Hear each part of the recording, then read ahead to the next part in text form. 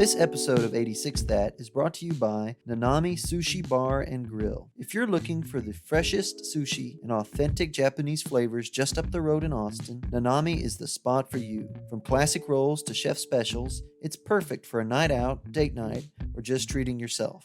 They're family owned, passionate about quality, and we're proud to have them supporting the show. So next time you're craving sushi, head to Nanami Sushi Bar and Grill. Check out their menu at nanamisushi.com and tell them 86 That sent you. Once again, thank you to Nanami Sushi Bar and Grill for sponsoring this episode.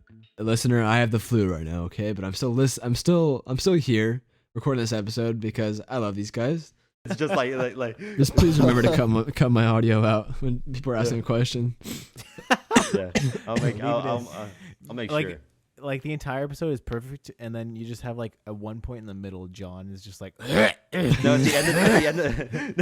the end of the episode, it's just like it's like all of the moments I took out of John coughing that I just put all at the end, all back to back. Welcome to the 86 That podcast, where 5 college filmmakers sit down with a special guest each episode. Directors, writers, producers, actors, and other creatives shaping the industry to talk movies, the creative process, and the ups and downs of making their work. Follow us on Instagram at 86 That podcast for episode highlights, exclusive bonus clips, and even a chance to ask questions to future guests. Thanks for tuning in, and hope you enjoy. Now today, we have a very special guest. Her and I go way back to Betty Buckley's Business of Film course. She not only happens to be an amazing editor, but she also is known to be a sound mixer and producer. Her work spreads across narrative, music video, and corporate projects, with an even more recent dabble in Foley sound recreation. They're awesome, by the way. And please do me the honor in introducing today's special guest, the one, the only, Ramiyah Brooks. Hello. Welcome. Hello. On the podcast. Thanks for coming on. Thank you for having me. Thank you for having me on, guys. Excited to be here. Are there any projects you're working on right now? Yeah. Wait, so yeah, you're also producing Deaf, Dumb, and Dead, Yes. yes? As well as sound design? Yeah, I'm producing Deaf, Dumb, or Dead. It's a senior capstone film by Luke Yoder. I'm producing that. I'm doing production sound mixing on that. I'm editing it, and then I'm sound designing it as well. You're editing it too. Wow. Okay. Yeah. Dude. Got my work cut out for me for sure. Free Yeah. and post. Wow. What about that project interested you to come on as a producer? Because I think originally at first, weren't you just a sound designer? Yes, originally I was just gonna come on as an editor for that, but Okay. Luke has been my longtime friend. And we worked on a bunch of projects on set and off set before. So he asked me if I wanted to produce it, and it's his first time creating a short film. So I was all on board, being Did there you read for the him. script first? And did you say yes before you read the script? I said yes before, because Wow. I was just like, I'm down to do anything. Well, I can't wait for people to see this short because, especially the ending. I'm not going to spoil it, but I can't wait to see how you mix this ending. Yeah, Edit this ending. It kind of answered my question that, you kind of accepted it before you read the script, but I wanted to know what specifically drew you to the project, and how has the collaboration with Luke been thus far? So what drew me to the project, Luke was talking about wanting to create a comedy. And I think for me, I don't see a lot of Texas State films that are heavy in comedy. So having the opportunity to be a part of that is something that I wanted to jump into, because I myself am not a comedic writer, and Luke has had experience writing comedies. So being able to work with him and seeing how that flows has been awesome. Every time he writes a new draft, it's funnier than the last one. So I love seeing how Luke dives into that and how he creates more and extends that script, becoming confident in that script, since it is his first big short film. What was the second question? I'm sorry. All good. Yeah. How has your collaboration been with him thus far? The collaboration has been awesome. We've been texting every day, updating each other on hey, have you looked into getting this location, or have you talked to this person about being AD, or me being oh, I worked on some graphics for the Instagram. Does this look good? showing him like short films, like, do you like the editing of this, do you like the soundscape of this, just talking about anything whenever we can to Yeah, just get into each other's minds about how we feel that's about the cool. script and where we are in the pre-production process as well. So it's been really great. I'm enjoying it. This is my first time like producing something really big, so I'm having a lot of fun with it. Yeah. That's awesome. That's great to hear. And also, I just want to. So Carter tends to have Wi-Fi issues. So if he pops in and out, that tends to be the reason. So it's not Okay. because you said anything that he didn't like. Carter is very easily offended, and he storms off, and he cools off, and he comes back. Dude, I've had it here, man. I'm gonna go gut my apartment's Wi-Fi out and replace it myself. Doesn't make sense because we're in the same apartment and I'm doing fine. Wow. I think you don't just need to move understand. over 10 feet Andrew's closer to me. fine. And I we'll be don't good. know. So what about the producing process do you like the most so far? I feel like I've only seen you as like a sound designer, sound mixer. I've seen you direct a couple of shorts, but you're producing somebody else's project. What's your favorite thing about producing it so far? My favorite thing about producing is definitely organization. I feel like I'm a very organized person. Same. So being able to do that more has been very fun for me. Just being able to like check off those boxes, like, oh, we locked down crew, or oh, we locked down casting, or oh, we locked down the script. Like being able to check that off and just know that we're like moving this along has been very rewarding for me.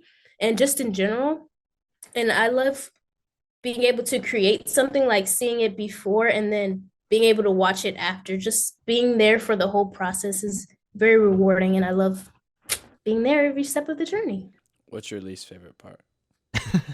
Uh, There's the turn. mm, Do you avoid production for a reason? Like I feel like you're working pre and post. I see that.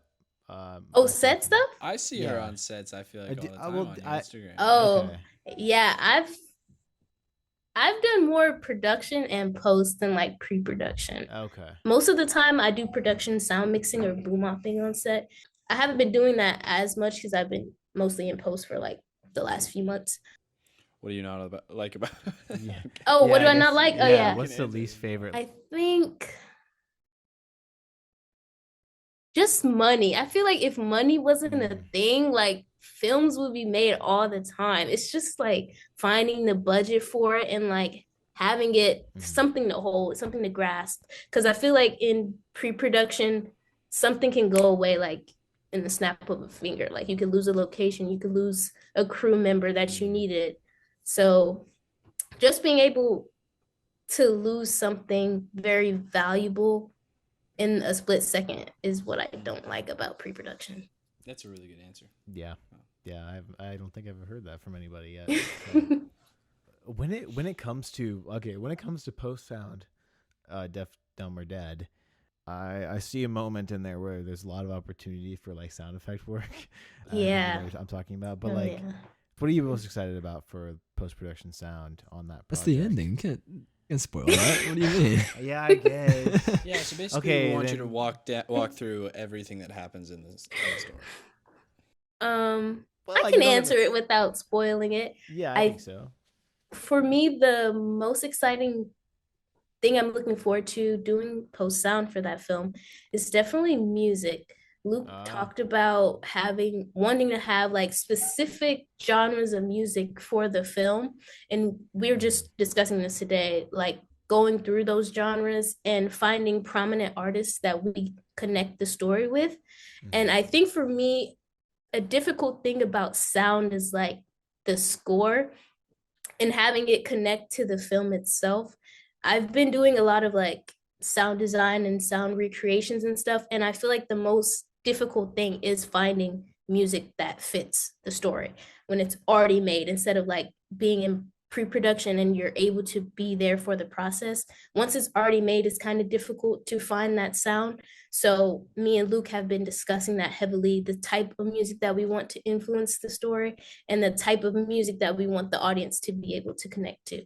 So the music, I can't really talk about it because Luke wants it to be like a surprise. But Okay. for the score, or the sound design, very tense sounds. A lot of things happening at once. Being able to mesh those really well is what I'm looking forward to. Being able to blend the sound with the sound effects and not having it overpower one another is definitely a challenge that I want to take head on, that I can Yeah. learn from and take into future projects as well. Yeah, I could definitely see that. That's awesome. I'm curious, like, do you prefer when you have a project that you're also editing and doing sound, or is there just a like what's the differences between just doing sound for a project and someone else is editing it vs doing sound and editing? Mm, okay, okay. Yes. To piggyback off of that, I would say I've been doing editing for quite a while. I've been doing that more than I've been doing sound designing. So lately, I've been wanting to dive more into sound designing. I've found that I've had more freedom in sound designing. I have more creativity when I'm doing sound designing than with edit. Maybe it's just like the directors I'm working with, but sometimes it's very constricted as to what I can do and how far I can push the edit sometimes. So with sound designing, I'm finding it to be more freeing. Definitely animation sound design is a whole nother world that really I've really come to love as of lately. Um so I'm liking sound designing more, but I do still love editing. So when it comes to like getting a new project, it just depends on the story and if I want to do both or if I have the time to do both. But as of now, I'd say I like sound designing more. I agree because I find that like when I'm doing narrative editing, and obviously you get to call, you're calling the shots on the timing, but also you have a director as well. You're probably working Mhm. with, unless you directed the project, but and then with sound design though, like once that gets handed to you, it's like you have so much like you can pretty much just keep getting it better and better. Like there's a Yeah, huge There's always another spectrum. track you can add. Yeah, it feels like it's less like absolutely. it feels less linear. It feels less linear and more like it's Mhm. just like you can keep stacking things Yeah. on top of it. Next thing you know, you're hearing in 4K. So yeah, You alluded to a lot of what you have been doing on your Instagram, which is sound recreations, and I wanted to ask you about that because I listened to some of those before for this, and they're really amazing. Thank you. How did you get started doing those? So I took two, no, wait, 3 semesters ago, I took film sound with Janae Zachary, Mhm. and one of the last With who else? Who else? with Who else was in Andrew it? as well. Yeah. Yes, yes, well, all three of us are in that freaking Oh. class. Oh, and yes, well, yes. All I of guess us was in I love there. maybe Janae. all She's four. great. Mhm. I I was in that class, dude. You. Oh, I'm so sorry. Remind. Keep going. This is not about me and Carter. 3 semesters ago, I took her film sound class, and one of the last projects that we had was a sound redesign, recreation. And the first one I ever did was to Jordan Peele's Us. I think it's the opening scene of that film. Mhm. It would, I don't know, something about it. I was just like, I just want to try like to do everything from scratch, and I was interested in sound at that time, so I was excited to take the class. So after I did it and I got feedback from Janae, she told me it was really good. So I just figured if I wanted to get better at it and I had the free time to, I should, you know, do that on my own and keep doing these sound recreations and training my ear and learning like how to make the sound go from the left ear to the right ear. Or when should the music start, or what part should the song start at? Um, just doing anything to better myself in the sound world so that in the future if I wanted to take on a sound job and they ask me if I can do this sound effect, like I know how to, or if I don't, like how can I learn that, or what are the tools and the videos I can look up to better myself and to be able to take on these projects in the future. So was Definitely. that class and that assignment like the spark, the Yeah, bug that yeah. bit you? Yeah. Wow. Yeah, it bit me Oh, hard. It bit okay. me. Yeah, Being in that class I get was that. funny because that was definitely one of the moments where you're in class and you're like all showing your final projects and you're pretty proud of what you made. And then it's like one of them is just starkly obvious that like, oh, okay, she's got it. She knows what she's doing. Like everybody else did great, but it was obvious that you had something special that like you were really, really awesome in that class. It clicked. Yeah, Thank for you. sure. It did. I'm curious because like I feel like this episode is kind of tailored towards people going into sound, or like I feel like this would be a really helpful episode to listen to if you were interested in sound. So I'm curious, like as a person who is forced into doing a lot of sound for my projects, and I'm horrible at it. I think like I'm a beginner. What are some like beginner mistakes that are just so starkly there that I and other beginners just don't even notice that we're doing? Either in, I think I want to answer. I want your answer for this in post and production. Okay. I'll give two for each. So I'll do post first because that one's like heavy on my mind. I think the first mistake people make in post is when they're dialogue editing or editing, like you get the tracks and you get the files and it's like five audio tracks of lav and boom and then a mix. I think the most common mistake I see is people leaving all of the tracks on there for like one shot of a person talking to another person. They'll leave the boom, the lav, and the mix together, Mm-hmm. which can create a lot of extra noise.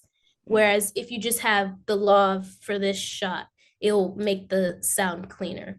And a lot of people forget that, so you're watching it back and they're like, it sounds really bad. It's because all the tracks are there when you only need one of those tracks, ideally. Or if the boom and the lav sounds good, maybe you just have those two tracks. And then another thing, that makes sense. yeah. We're all having moments where we're thinking back to projects. And then another thing I see, not like that they do, but that they don't do, I feel like everyone could do a little bit of EQing, or if you're in Premiere, it's parametric equalizer, just taking out some of those frequencies that may make it sound a bit robotic, or if there's a lot of ambient noise. If you don't overdo it, you could use parametric equalizer to take out some of those frequencies to make the voice sound clearer. I'm taking notes. Yeah, I know. Yeah. Masterclass. That's what I'm getting down to the specifics here. Nice. And then for set production sound mixing, this is if you're mixing and boom mopping.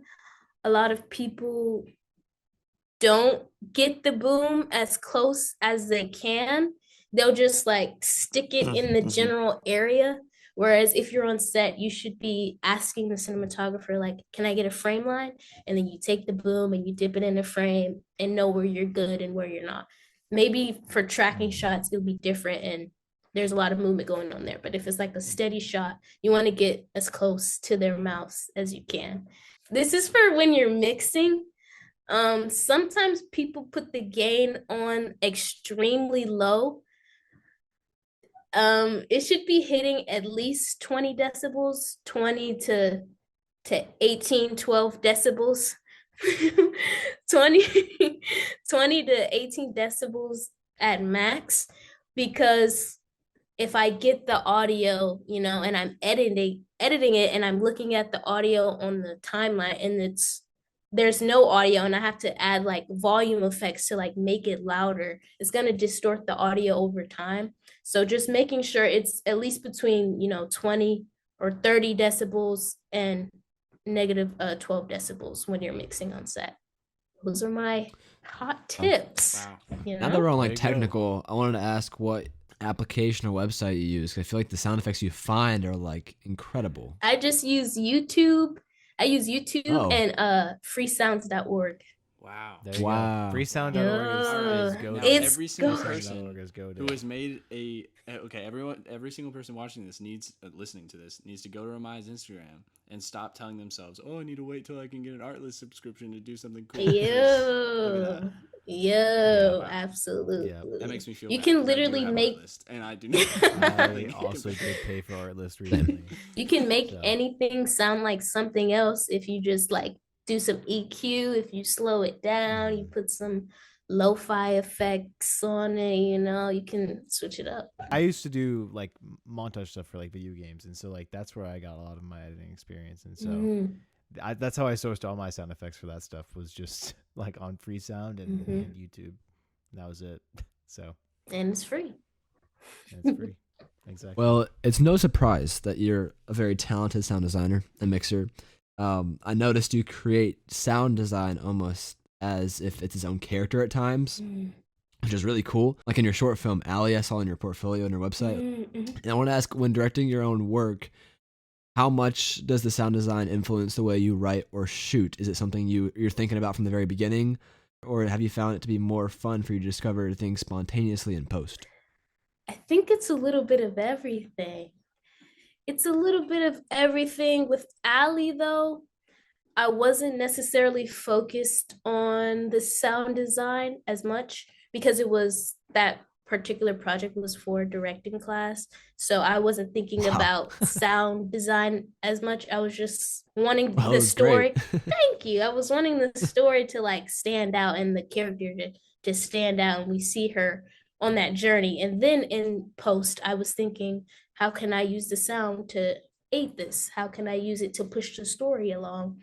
Whereas Yeah. with my other short film mold, that one, I thought about the sound like day and night because I was looking at films that were inspiring me. And what I noticed is that their soundscapes and their world building through sound was heavily influenced in that film. So I was thinking about that in the pre production, the production, and in post.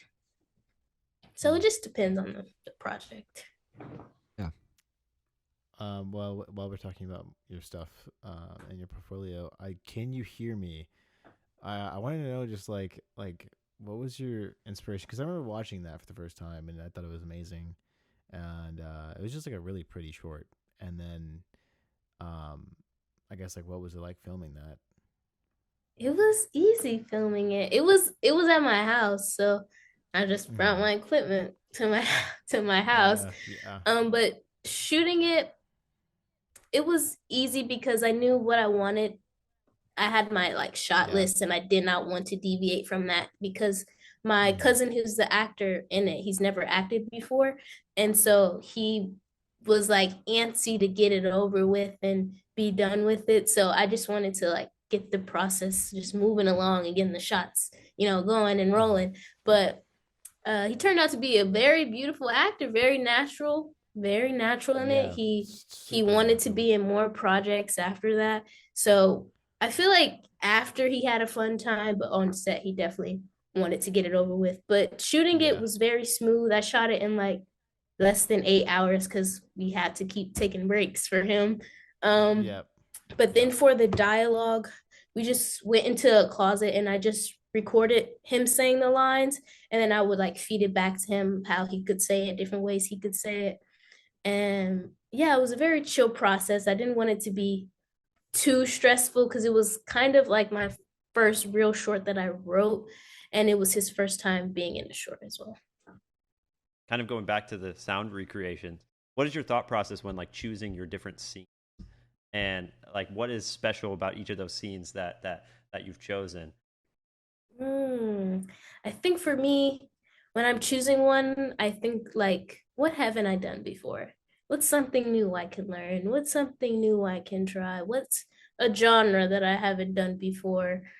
Um, and just going off of that, I think I tried to do and like after I did the a couple of films, I did an animation one just to see how far along I could go with it and like how quick could do that one and if I like doing animation sound. And so after that, definitely I go back between, is this something new? Do I want to do a narrative? Do I want to do an animation? How creative do I want to be? How challenged do I want to be? How like easygoing do I want to be? Just seeing where I am in the process and how much I want to take on. And then I typically like to do scenes that have no dialogue because I find that trying to remove all the like sound effects that are already in that scene from the dialogue is very difficult to do. So I just prefer to do scenes that don't have dialogue already. But definitely, I want to be challenged every time I do something new. What defines good sound design? When it sounds good. Okay. I All right, nobody laughed. That's fine. We'll cut that out. feel Smile. like there's three or four. Jumper. One, it does it aid the story? One, is it interactive? Like, do I feel like I'm in the space? Three, is it mixed really well? Because sometimes the films are not mixed really well, and you can't hear the character talking over the music and it becomes distracting. And then four, I would, it's like a yes or no. Is it noticeable? Is it not noticeable? And if it is, like, does it add to the story? And then if it isn't, does it add to the story? And then if it is noticeable, does it take away from the story? If it isn't noticeable, does it take away from the story? Those are my top four. Hmm. Yeah, I found that increasingly more true where if I'm watching a movie in any aspect of the filmmaking, like it could be really cool. Like you could do something really cool with the sound design, you could do something really cool with the cinematography. But if I'm thinking about how cool it is, Hmm. I honestly think that that's a bad decision because now I'm thinking about how cool that was, not how not I'm not in the story anymore. Yeah. So like even if you have this really cool idea for a shot or really cool idea for this sound effect that you want to add or do this crazy sound design thing, if that makes you think about the sound design or if that makes you think about the cinematography, I actually think that that's the wrong decision for the film. Yeah, I feel like I've learned that a lot when I'm doing like the sound recreations. Cause I'm like, I'm watching it and I'm like, do I want to do footsteps every time they walk? Do I want to do a door every time they open the door? Do I want to do them pushing the glass on the table every time they like touch the table or something like that? Just knowing what to add and what not to add to aid the story. Sometimes it could be too much and it takes away, and then sometimes it isn't enough for the sound design to feel natural and realistic. I had to do footsteps for a 20-minute film. How do you do that? Because that is the most tedious thing I've ever tried to do in my life. And at the end of it, it didn't sound good because I didn't realize that you have to add the scuffs as well for it to sound anything like a footstep. I watched a video and they were like, I was like, why does it sound bad? And they was like, oh, you have to add scuffs. So I had to go back and do it basically all again. Yeah, that's why doing Foley for footsteps I think is better, in my opinion. Yeah, Mm. definitely. All With right. me, I don't have the luxury of like, I'm like working on building my sound kit, but as of now, I don't have any sound equipment. So it's a lot of looking through every single video or file I can find of footsteps. I think one thing I learned with sound design is that it takes 10 times the amount to find the sound than actually editing and designing it. I think I spend most of my time looking for the sound than actually editing the sound. So for footsteps, it definitely takes a long time to like, and then listening over the footsteps again, like, does this match? Does this match? Is it on gravel? What type of, are they wearing socks? Like sometimes you can't even see their feet in it. So it's definitely difficult finding something that fits just right. Have you gotten like more experience with like by searching all these different sounds over the years that you Mm-hmm. can like know exactly like, oh, I need a drone right there, or Yeah. I need a thud right there. I've been building out my own sound bank, so I like have that embedded into my computer right now. Smart, so Um, smart. Yeah, I used to be, I had the same thing when I used to do basketball videography. But what happened was I was so lazy with doing this. I hated the job, but I had like the same whoosh sound effect for almost every single whip pan, almost every single shot. It was like the same whoosh. You would have been so not proud of me for that for those videos. Hey, if it helps the Yeah, story, it helps the I don't think it story. helped. I have kind of like a like I guess a fun question for you. You've done a lot of sound recreation, but it doesn't even have to be from your list of recreation stuff. If you had to work on any existing like media or like, you know, show or movie or whatever project, what would it be? Like what would you like to do like sound design for if you could choose Mm, anything that already mm, exists or even maybe something that's like you saw was coming out. I don't know. This okay. is hard. I have like, wow. Because I'm like trying to think through my letterbox of like Yeah. my Yeah. sound list I have in there. I think Hmm. mm, Marty Supreme had really good sound. Yeah. Marty Really? Supreme had really good sound. Okay. And I just watched I'm If I missing Had out, Legs, man. I'd Kick You.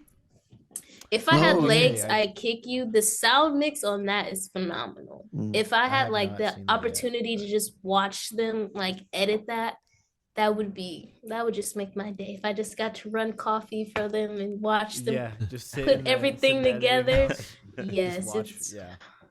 I was Yeah. watching it on my TV in my room and I'm like, this is incredible. This is really Yeah. good. I'm thinking I still wish I saw it in theaters, but it was really good. Hmm. For Mm. me, I'm really nervous now when it goes about editing my film, because if you're gonna watch it, you're gonna be like, I'm about to get a lot of notes from Ramiyah. place of judging it A lot really of hard, notes. like judging it really hard. You know, Ramaya's gonna be like, man, that mix, man. You know, it could have been. I, Well, maybe I she'll give do it. grace. I gotta give step up my grace. game. I give I gotta grace. step Maybe up she'll my take game. grace. Yeah. I give Yeah. grace to myself. Please don't Sometimes I listen to stuff. after this. Please stay far away from me. Well, maybe if you're lucky, she'll take a clip of it and do a sound recreation on her Instagram and make it better, Make it and then 10 you just times steal it better. and just edit it back in. Hey, I give grace as long as everyone's trying and everyone's doing their best, and they take my notes of not to leave all the audio tracks on there. It will be fine. Do you ever think about that though? Like you're watching a film, and have you ever had a thought where like, oh, like not just that, oh, that doesn't sound as good, but also just the thought of I know what I would have done like differently, like in that moment, like you just Yeah. know. I was watching some shorts earlier today, this like stop motion animation short, and it was a horror short, and a lot of horror is built around its soundscape. Not all of it, Yeah. but a lot of it is aided by its soundscape, and a lot of the film was lacking sound. So I'm like, Mm. there should have been something there. Like there's some gushing happening, but we're not seeing it. We're not hearing it. So Mm. I feel like that could have helped that film. I do think about it a lot, but I try to, give grace. Maybe they're on a budget, Is post designing and post mixing what you want to do as a career? I'm definitely interested in it. There's like some people that I see that do like Walter Murch. He does like sound designing and editing. So that's something I'm like holding into my mind, but I'm also thinking about which one would I rather do more given the opportunity. As of now, I'm thinking like, I don't know. I feel like there's sometimes when I watch like a short film or just like a regular film, and I'm like, if I was given the opportunity to edit that, like that'd be like amazing. But then there's some times where I watch some shorts or a film and I'm like, if I had the opportunity to do the sound design, that would be like amazing. So I like hold both of them in my mind right now. But I don't know. I think maybe sound. The great thing is that after college, there's a lot of sound post houses like in Austin, like Soundcrafter and TBD Post that you could like easily send an application to. Yeah. No, I'm kind of surprised from my question earlier. I'm surprised that you didn't say like Arcane, because I feel like I feel like you already have sound locations for Arcane or something. I did too, but I've never seen the show. Impressive. Oh, you never seen the show? No, which is why I did it, because I don't like, I like to do stuff not that I'm not knowledgeable on, or just like stuff that I haven't seen a lot of, just so I'm not like I'm not recreating what's already there, I'm repeating what you already have. Yeah. Okay, that makes sense. Do you listen to That's it a good way to after? practice. No. Oh. No, you I don't want to. I don't want to put myself down. I don't want to put myself down. I would just think that like that show is so good, and the sound design for that show is like so awesome, and like I don't know, and that's why hearing your recreation, like how great it was when that show already has so much, when they take a lot of care in their sound design, like you did a great job. Guys. So that's like yeah. Now, after this, I'm going to be watching them side by side. No, please. No. No, I'm not going to tell my We give grace. It's okay. Yeah. We give Thank grace. you. Maybe she's on a budget. Yeah. It seems like a lot of free sound in YouTube. There you go. Solid. Is it like a discipline where okay, I've got to do this many by this time, or is it just kind of you do them as you feel like doing them? It's a little bit of both. I think last semester I was doing a lot, and I was doing a lot of different projects, and I was getting burnt out. And I'm like, sound designing was the only thing that was bringing me joy. So I'm like, I'm gonna do it as much as I can, and I was doing a lot. But over the break, it was like I was doing it here and there, doing some here and there, but then I was like fearing I would get burnt out again. So I'd like drop it and leave it for like 2 weeks, and then I'd go back to it and then finish it like within a day after I went back to it. So it just depends on like how busy I am and if I'm feeling creative, because sometimes I don't and I'm just scrolling on my phone, what we do nowadays. But yeah, I'm wanting to get back into it since I'm taking a post sound class with Janae right now, and there's a sound redesign project for That was my next question. So if you're taking that I think class, I'm gonna hop into I feel that. like that's like your forte. Built it up. Yes. Yes, I'm so excited. Already learning a lot in the second week. I have a quick fun question. Dream filmmaker to work with? Yorgos Lanthimos. Oh my gosh, that would be amazing. I just watched Begonia the other day. So good. Oh my gosh. You said this name and I was like, what? Who? I need to watch Begonia because I watched Poor Do you know who it Things. is, Carter? You don't know who that is? I'm a Begonia. And I was like, Yeah. He said, John sent the name a in like great our movie. group chat, and Carter's like, no, I didn't. What? You didn't know about? And You've it never. was like- you hadn't heard. Rock, You, I didn't, guess. you don't know about So Begonia? good. In the Where I have gotta you watch been? it 2 Dude. times, low key. Apparently. I know. Dude, come on. I need to watch it a second time. Yeah. Now that I know what I know. Yeah. I want to say, thank you so much for being on our podcast. I don't know if anybody else has any other questions that they'd like to ask, but or if you have any questions for us, but I thank you so much for being here. We really appreciated the time, and yeah, we look forward to seeing you on set and continue collaboration Yeah, in the future. And where can people if find there's your work? anything you want to promote right now, like about yourself, like where people can find you? Yeah. Yeah, You can find my work exactly. on my Instagram by Ramiyah, BYRAMIYAH. And then in my bio in my Instagram is my portfolio. And I believe my IMDb is on there as well. So you can find my work there. And then on Awesome. my portfolio, I have my resume as well. Yeah. Awesome. And that'll be in like all of the the Instagram link, and we could put like your other links was as so well. much That'll all fun. be there for people to, Cool, thanks, people to see. Ramiyah. That was awesome. Your answers are. Yeah. Thank you so much, Thank Ramiyah. you It's for always a having pleasure. me. I really I love talking to you guys. Let's go. Great podcasters. Great film people. There we go. Have a good night. See you Ramiyah, guys later. bye, have a good night. Bye. Bye. I learned so much. Awesome. Like that was very Oh, man, productive. that was so awesome, wasn't that, guys? That was such a good. It really was. Like, should I get a paper and pencil out? Like, That was really good. Yeah. Genuinely, I started taking notes. I started we taking. were like at 30 minutes in, and I was like, I feel I like started I've taking learned a notes on my lot phone. already, and like Yeah, somehow she's so it nice feels like too. So it always helps, She's Yeah, I so know. Yeah, she whimsical, is. yeah. She is. okay, that's the bit. Okay, I want to go to sleep. Well, then get Yes. it right. And Get get- it right. all right, everybody, settle. Okay. 3, 2, 1. 86. 86. 86. 86. That. Oh my God. Now that is how to end an episode. Thank you so much for listening to the 86 That Podcast. Make sure to stay up to date by following us on Apple Podcasts, Spotify, and Instagram at 86 That Podcast, where you can find episode highlights, exclusive bonus clips, and even chances to ask questions to future guests. We appreciate you so much for tuning in and hope to see you in the next one.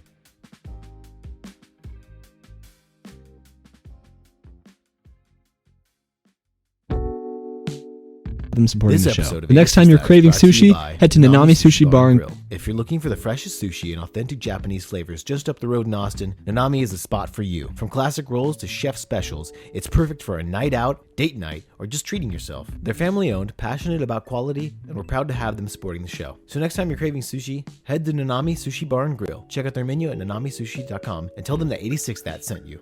Once again, thank you to Nanami Sushi Bar and Grill for sponsoring this episode of our podcast.